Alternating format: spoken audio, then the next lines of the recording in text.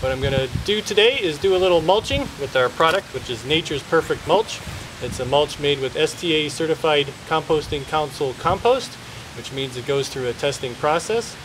What its benefits are for you is it gives you soil amendment for slow release nutrition, also water retention, and as well as recovery for weeds. Keep your weeds out of the ground. So with that, we'll show you what to look for. This is our nice bag, and I'm going to plant a shrub for you today. So we're going to do this Caryopteris in this hole, which is already pre-dug. Don't mind the agaves, we're not in the southwest, these are just a little background here. And this is already removed from the pot. You may notice with some of the nursery material, they're actually putting rice hulls on top of the soil anymore, and that's actually to help with water retention in the planters. I'm going to show you the first thing to do once the hole is dug is make sure that it's not too deep. You always want it wider than deep. Okay, and you always want to loosen up your roots, so don't be afraid to be a little bit aggressive with them, because if you don't loosen them up, they'll never root into the soil, and you'll basically be able to almost pull them out of the ground even years after planting. So you want to be able to bust this up, get this all loose, and then set that nicely in the soil. Alright, now one thing that you can do with some of these mulches is actually use them as an amendment. So you can, in this case, almost mix it in with the existing soil that you're going to put back in the hole, since there is compost in this. And you're going to nicely blend that together. You want about 25% amendment. Most soils are only about 10-15% organic material. So you don't want to necessarily get rid of all of your base material before planting. And you never want to bury your plant. So always make sure you keep this top line up at the surface. So we're going to gently move all this stuff back into the hole here.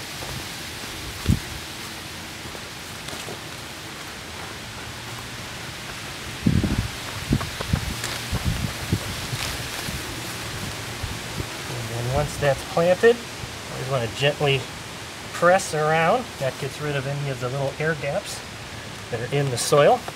As you can see, it's all lined up with the level of the soil.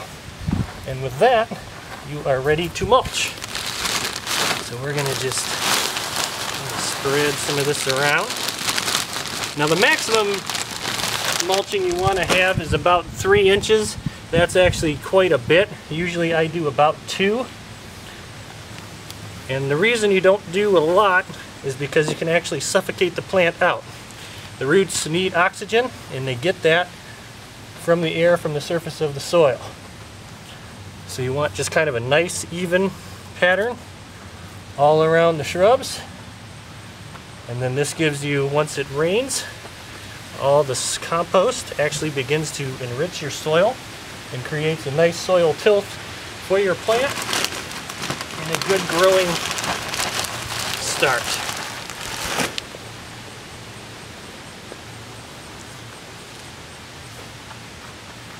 And voila, you're mulched. Okay, so now that we got our shrub in the ground, I'm going to show you how to mulch around the tree. And when you mulch around the tree, the first thing you want to actually look for is the root flare. This is a little younger tree, so it doesn't have a real defined one, but you can see this kind of flared out area. You don't want a lot of material up and around this bark, so no volcano mulching. So what we're going to do is we're just going to spread this out. So you want only about a ½ inch to about an inch up around the trunk. That's it, no more.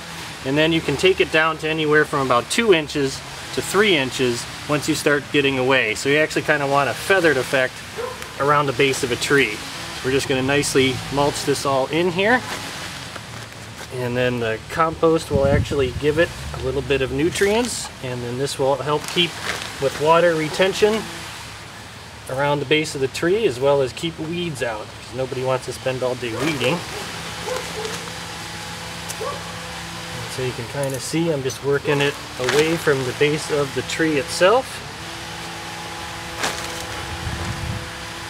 And once you have that all set, you are good to go.